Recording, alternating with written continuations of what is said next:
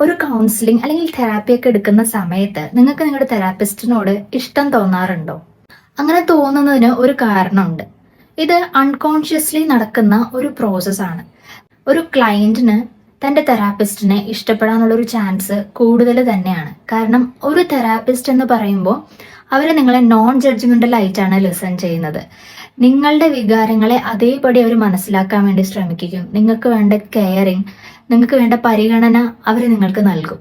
ആ ഒരു സമയത്ത് അവരുടെ എംപത്തറ്റിക് അപ്രോച്ച് കാണുമ്പോൾ ഓട്ടോമാറ്റിക്കലി നിങ്ങൾക്ക് അവരോട് ഇഷ്ടം തോന്നാനുള്ളൊരു സാധ്യത കൂടുതലാണ്.